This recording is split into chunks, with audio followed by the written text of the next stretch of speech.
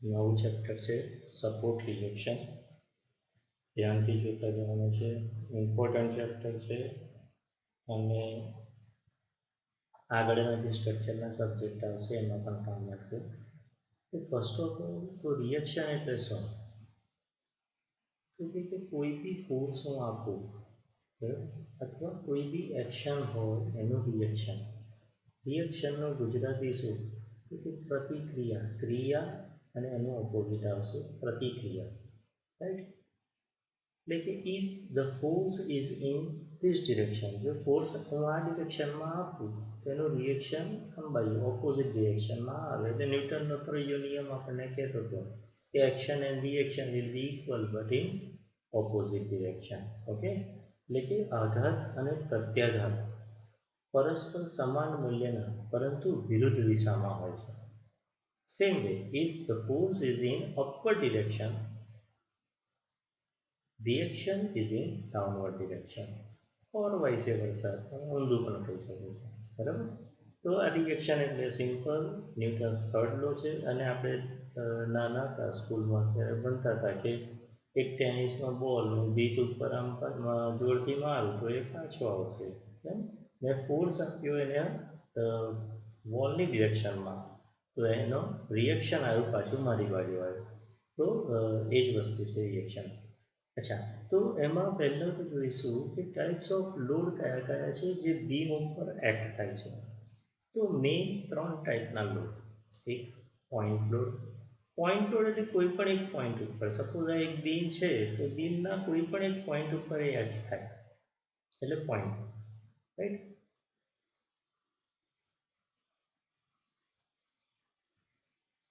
Load acting on a particular point is known as a point.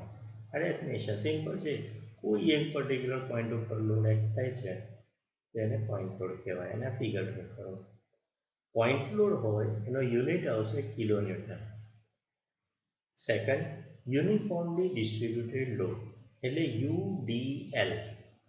Uniform load acting on a particular distance એટલે શું કહેવામાં આવે છે? Suppose અહીંયાથી આટલો પોર્શન છે તો આટલા પોર્શનમાં જેટલો લોડ આ પોઈન્ટ ઉપર છે એટલો જ લોડ આ પોઈન્ટ પર છે, એટલો જ લોડ આ પોઈન્ટ પર છે, એટલો જ લોડ આ પોઈન્ટ પર, એટલો જ અહીંયા બધે છે. સર અહીંયા નથી લોડ. રાઈટ? તો આ જ્યાં W લખેલો છે એટલા પર સેમ લોડ છે. એનો મતલબ કે અહીંયા સપોઝ 10 કિલોન્યુટન પર મીટર છે તો અહીંયા પણ 10 કિલોન્યુટન પર મીટર, અહીંયા પણ 10 કિલોન્યુટન પર મીટર છે. Okay, this is the UDL.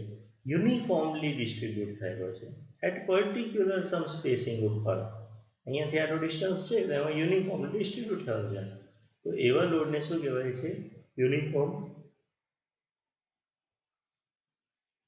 Uniformly distributed load.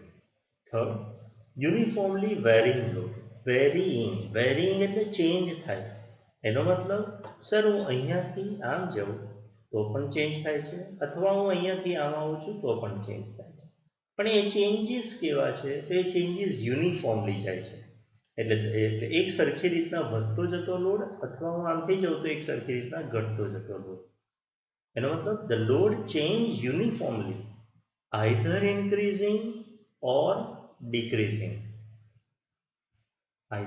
increasing or decreasing manner on a particular distance is known as a uniformly variable load. UDL હોય કે UVL, આનું શોર્ટ ફોર્મ UVL. UDL હોય કે UVL હોય તો આનો unit કયો આવશે? કિલોન્યુટન પર મીટર. સેમ વે આનો યુનિટ પણ સેમ, કિલોન્યુટન પર મીટર. સેકન્ડ, એટલે ટાઈપ્સ ઓફ લોડ જોઈ લીધા. પોઈન્ટ લોડ આવશે, UDL આવશે અને UVL આવશે. સેકન્ડ થિયરી છે ટાઈપ્સ ઓફ સપોર્ટ. કઈ ટાઈપના સપોર્ટ હોય? તો કે રોલર સપોર્ટ. રોલર સપોર્ટ એટલે શું? તો કે સર આવી રીતનું કંઈક આવું તમે જોયેલું છે પ્રેક્ટિકલી? તો હા સર જોયું છે. રિવોલ્વિંગ ચેરમાં નીચે રોલર જ હોય છે. રાઈટ? આપણે ચેર ઉપર બેસીએ છીએ એટલે ચેર નીચે તો નથી જતી રહેતી. ચેર તો એઝ ઇટ ઇઝ કન્ડિશનમાં જ રહે છે. ધેટ મીન્સ આપણો ફોર્સ ઉપરથી નીચેની ડિરેક્શનમાં આવે છે તો રિએક્શન નીચેથી ઉપરની ડિરેક્શનમાં જશે. That is known as a reaction, right. તો રોલર સપોર્ટ એટલે રોલર સપોઝ ચેર છે, રિવોલ્વિંગ ચેર, એમાં તમને કોઈ હોરિઝોન્ટલી ફોર્સ એપ્લાય કરે છે, તો તમે જે ચેર જે છે તે મૂવ થાય છે એની જગ્યા પરથી, કે હા સર મૂવ થાય છે, ધેટ મીન્સ એમાં હોરિઝોન્ટલ ફોર્સ એપ્લાય થાય છે, તો હોરિઝોન્ટલ રિએક્શન નથી. ટોટલી જેટલો ફોર્સ છે એટલું રિએક્શન નથી. ઓકે, ધેટ મીન્સ રોલર સપોર્ટમાં ખાલી અને ખાલી એક જ અનનોન રિએક્શન હોય, and that is vertical unknown reaction V. જ્યારે હિન્જ સપોર્ટમાં બે અનનોન રિએક્શન હશે, એક વર્ટિકલ વી અને એક હિન્જ એચ, હોરિઝોન્ટલ એચ. એટલે કે હિન્જ સપોર્ટ હોય તો there are two reactions. Number one is vertical and number two is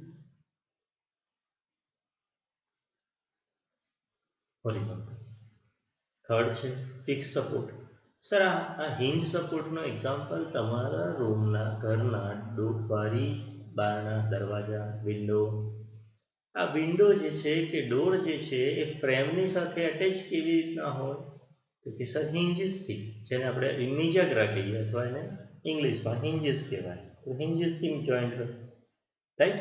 તો એ હિન્જ સપોર્ટ ડોર છે, ડોરને હું મારી તરફ ખેંચીશ, હિન્જીસથી તો ફિક્સ કરેલું છે એટલે હિન્જ સપોર્ટ મેં પ્રોવાઈડ કરેલો છે. હવે હું ડોરને મારી બાજુ ખેંચું છું તો ડોર આવી જશે મારા હાથમાં કે નહીં આવે સર? એનો મતલબ જેટલો ફોર્સ છે એવો જ એટલે જેટલો ફોર્સ છે એટલો જ એવો જ રિએક્શન પણ એપ્લાય થાય છે. ઓકે, એના સેકન્ડ છે, થર્ડ છે sorry fix support. Fix support શું કહે છે? ફિક્સ સપોર્ટમાં ત્રણ અનનોન રિએક્શન હોય, હોરિઝોન્ટલ ને વર્ટિકલ તો હોય જ હોય, પણ સાથે સાથે મોમેન્ટ પણ હોય, રાઈટ. તો at fixed support there are three unknown reaction. Number one horizontal, number one and another one is vertical, and last one is moment. તો fixed support ત્રણ unknown reaction, hinge support બે unknown reaction, and roller support, તો roller સપોર્ટમાં એક unknown reaction vertical છે. Next point છે equilibrium condition. તો સમજો equilibrium condition એટલે શું? તો કે ઇક્વિલિબ્રિયમ એટલે સ્ટ્રક્ચરને ઇક્વલ કન્ડિશનમાં રાખવું હોય. ઇક્વલ કન્ડિશન એટલે તો કે હોરિઝોન્ટલી કોઈ ફોર્સ આપે છે તો એવો જ હોરિઝોન્ટલી રિએક્શન આવી જાય તો ઇક્વલ કન્ડિશનમાં. સપોઝ હું ઊભો છું અને મને કોઈ ફોર્સીસ આપે છે, હવે જો હું કોઈ ઓપોઝ જ ના કરું તો શું થાય? તો કે હું પડી જાઉં, ડિસ્ટ્રોય એટલે નીચે પડી જાઉં, રાઈટ. સેમ એ સ્ટ્રક્ચરનું પણ એવું છે. જો સ્ટ્રક્ચર ઓપોઝ ના કરે તો સ્ટ્રક્ચર ફેલ થઈ જશે. તો ફર્સ્ટ કન્ડિશન એવી ત્રણ કન્ડિશન છે. ત્રણ કન્ડિશન કઈ? તો સર જેવા ત્રણ રિએક્શન હોય ને એવી જ ત્રણ કન્ડિશન હોય. એક હોરિઝોન્ટલ છે તો અહીંયા લખ્યું sigma H is equal to 0. Sigma means summation of all horizontal, H means all horizontal forces is equal to 0. હવે સર તમે અહીંયા સિગ્મા એટલે સમેશન પણ કહો છો અને અહીંયા 0 પણ કહો છો. સમેશન કરું તો કઈ ને કોઈક વેલ્યુ તો આવે, યે રાઈટ. તો જો આમનો એરો હોય ફિગરમાં ધેટ મીન્સ નેગેટિવ અને આમનો એરો હોય તો પોઝિટિવ થઈ જશે, right. Sigma B is equal to another equilibrium condition. Upward arrow positive, downward arrow negative. Sigma M, summation of all moment is equal to 0. Clockwise positive, anti-clockwise negative. Okay. Next point છે types of beam. Mainly two types of beam. Statically determinate beam and statically indeterminate. Sir આ ડિટર્મિનેટ beam છે કે ઇનડિટર્મિનેટ beam એવું કેવી રીતના ખબર પડશે? તો એના માટે એસઆઈ એટલે શું છે? Statically indeterminancy. અહીંયા લખેલું છે statically indeterminancy. SI is equal to unknown reaction minus number of equilibrium condition. Number of equilibrium condition તો આ તો ઓલવેઝ 3 જ આવવાની ને સર, અહીંયા પણ છે જ ને, જો ઇક્વિલિબ્રિયમ કન્ડિશન તો 3 જ છે, 3 ઇક્વિલિબ્રિયમ કન્ડિશન. અને અહીંયા પણ એ લખ્યું નંબર ઓફ ઇક્વિલિબ્રિયમ કન્ડિશન એટલે એ તો 3. તો હવે અહીંયા આ સિમ્પલી સપોર્ટેડ બીમ લીધો છે, તો સિમ્પલી સપોર્ટેડ બીમમાં એનો એક છેડો સિમ્પલ સપોર્ટ કરેલો હોય, દેટ મીન્સ રોલર સપોર્ટ, અને બીજો જે છેડો છે એ થાય હિંજ. તો હિંજ સપોર્ટમાં અનનોન રિએક્શન 2, રોલર સપોર્ટમાં અનનોન રિએક્શન 1. ટોટલ 1, 2 ને 3, એટલે અનનોન રિએક્શનમાં લખ્યું મેં 3. નંબર ઓફ ઇક્વિલિબ્રિયમ કન્ડિશન તો 3 છે, 3 - 3 0, એટલે SI ઇઝ ઇક્વલ ટુ 0. અને જ્યારે SI 0 છે, દેટ મીન્સ કોઈ વેલ્યુ નથી. કોઈ વેલ્યુ નથી તો જે બીમ છે એ કેવો છે? સ્ટેટિકલી ઇન્ડિટરમિનેટ. નેક્સ્ટ, ઓવરહેંગિંગ.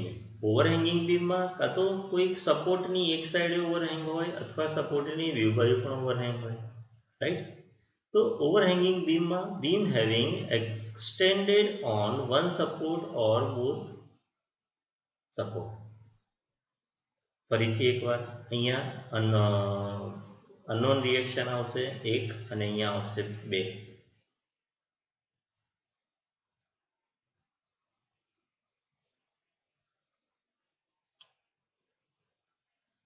નેક્સ્ટ છે કેન્ટિલીવર બીમ. કેન્ટિલીવર બીમમાં શું? તો કે વન સપોર્ટ ફિક્સ હોય અને બીજો જે કોઈ સપોર્ટ હોય એ સપોર્ટ જ ના હોય, એ છેડો જે હોય તે ફ્રી હોય. તો ફિક્સ સપોર્ટ છે તો 3 અનનોન રિએક્શન થવાના જ છે, એટલે SI ની ફોર્મ્યુલામાં 3 - 3 કરું તો 0. હવે જો અહીંયા પણ SI 0 છે, અહીંયા પણ SI 0 છે અને અહીંયા પણ SI 0 છે, તો જ્યાં પણ SI ની વેલ્યુ 0 છે એ વેલ્યુ એ જે છે એ કયા બીમ થયા? Statically determinate. Same way indeterminate. તો ઇન્ડિટર્મિનેટમાં શું હશે? તો કે સર કોઈક ને કોઈક વેલ્યુ હશે. ફોર્મ્યુલા તો આની આ જ છે, unknown reaction minus number of equilibrium condition. Formula same, એમાં કોઈ જ ચેન્જ નહીં.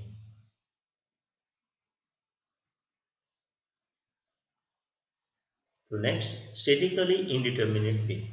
હવે ઇન્ડિટર્મિનેટ બીમમાં પહેલું લઉં છું ફિક્સ બીમ. ફિક્સ બીમમાં શું થાય? તો કે એના બંને છેડા ફિક્સ હોય, અને બંને છેડા ફિક્સ હોય એટલે આમાં અનનોન રિએક્શન આ છેડા પર પણ 3 અને આ છેડા પર પણ 3, એટલે total SI is equal two 6 - 3, એટલે SI ની વેલ્યુ 3. એનો મતલબ આ કેવું છે સ્ટ્રક્ચર? તો કે ભાઈ ઇન્ડિટર્મિનેટ સ્ટ્રક્ચર છે. ઓકે. Second, continuous beam. તો કન્ટિન્યુઅસ બીમમાં મેં એક સપોર્ટ રોલર મૂક્યો, વચ્ચેનો સપોર્ટ હિંજ ગયો અને લાસ્ટ સપોર્ટ પણ રોલર. તો અનનોન રિએક્શન કેટલા? રોલર છે તો 1, 1, 2 અને આ હિંજ છે એટલે 2, તો 4. તો 4 - 3 એટલે નહીં જ મળે, રાઈટ? તો 4 - 3 એટલે 1 થઈ જશે, તો એ થઈ જશે continuous beam. Next, propped cantilever beam. Propped cantilever beam એટલે one kind of cantilever beam જ. જો કેન્ટિલીવર બીમ પણ આવો જતો હું અહીંયા ખાલી સપોર્ટ મૂકી દઉં, તો એ સપોર્ટ મૂકીશ એટલે શું થયું? એક મેં પ્રોપ પ્રોવાઈડ કર્યો, ટેકો પ્રોવાઈડ કર્યો, right? That is known as a propped cantilever beam. Okay. અહીંયા આગળ રોલર સપોર્ટ છે તો એક જ વર્ટિકલ રિએક્શન, પણ આ હિંજ છે તો 3 અનનોન રિએક્શન. તો ટોટલ અનનોન રિએક્શન કેટલા થયા? 4, એટલે 4 માઇનસ કન્ડિશન તો 3 છે જ, એટલે SI ઇઝ ઇક્વલ ટુ 1. 1 આવ્યું છે, અહીંયા પણ SI 1 આવ્યું છે, અહીંયા પણ SI 3 આવ્યું છે. ડઝન્ટ મેટર, SI 0 થી વધારે આવે છે તો એ ચેક કરવું. તો જ્યારે પણ SI ની વેલ્યુ 0 થી વધારે છે કાં તો 0 થી ઓછી પણ હશે સપોઝ, તો એવા બધા જ બીમ કયા બીમ થઈ જશે? ઇન્ડિટર્મિનેટ. રાઈટ? નેક્સ્ટ છે એક એક્ઝામ્પલ લઈશું અને એના પરથી તમને આઈડિયા આવશે. તો એક એક્ઝામ્પલ અહીંયા લીધો છે કે find support reaction for the given figure. એક ફિગર આપેલી છે અને એમાં 60 કિલોટનનો ફોર્સ આપેલો છે. હવે સમજો આ રોલર સપોર્ટ છે અને રોલર સપોર્ટ છે તો એક વર્ટિકલ રિએક્શન, પણ અહીંયા મેં હિંજ સપોર્ટ આપેલો છે તો એક વર્ટિકલ અને સાથે સાથે એક હોરિઝોન્ટલ રિએક્શન, રાઈટ? તો આવું છે કે 3 છે, 1, 2 ને 3, 3 અનનોન રિએક્શન છે એટલે 3 કન્ડિશન, એટલે 3 - 3 ઇઝ ઇક્વલ ટુ 0. તો 0 છે એટલે એ થઈ જશે ડિટર્મિનેટ સ્ટ્રક્ચર. થઈ ગયું આ રીતે. તો 0 છે એટલે એ થઈ જશે ડિટર્મિનન્ટ સ્ટ્રક્ચર. હવે અમારે જવાનું છે એક્ઝામ્પલમાં પાછળ. ઓકે, ફર્સ્ટ કન્ડિશન છે sigma H is equal two, અહીંયા ખાલી એક જ ફોર્સ મૂક્યો છે આપણે વર્ટિકલ 60 ન્યૂટન, 2 હોય તો 2 મૂકવાના એવું છે. તો ફર્સ્ટ છે sigma H is equal to 0 summation of all horizontal forces. કોઈ જ છે નહીં સર, અહીંયા કોઈ નથી, અહીંયા કોઈ નથી, ખાલી અહીંયા જ છે, અને એ પણ આ હિંજ સપોર્ટ છે એના કારણે. તો first sigma H is equal to 0. There is no horizontal force, therefore no horizontal reaction. કોઈ હોરિઝોન્ટલ ફોર્સ નથી એટલે હોરિઝોન્ટલ રિએક્શન પણ નથી.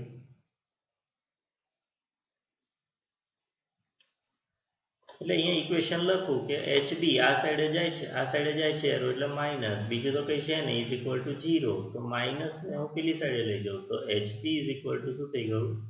0.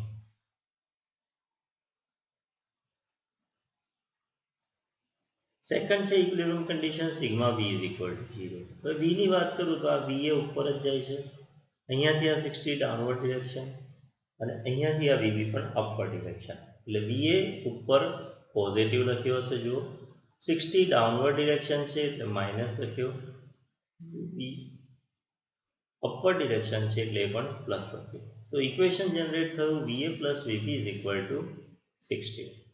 Sigma M is equal to 0. સમજો sigma M is equal to 0 છે, રાઈટ. તો taking moment at support A, હવે sigma M at A direct પણ લખી શકું, અથવા ના હોય તો સ્ટેટમેન્ટ લખવાનું. તો taking moment at support A is 0. Moment A પર સપોર્ટ પર મોમેન્ટ કન્સિડર કરું કે ભાઈ 60 ઇન્ટુ 2, જો 60 ફોર્સ ડાઉનવર્ડ ડિરેક્શન છે તો સર ડાઉનવર્ડ ડિરેક્શન તો માઇનસ ને, હા પણ પહેલાં સાંભળો 60 અને અહીંયાથી આટલું ડિસ્ટન્સ એ સુધીનું 2 એટલે આ અહીંયાથી આમ ફરશે એટલે કેવું ફરીને પાછું કઈ જશે તો કે સર અપવર્ડ ડિરેક્શન.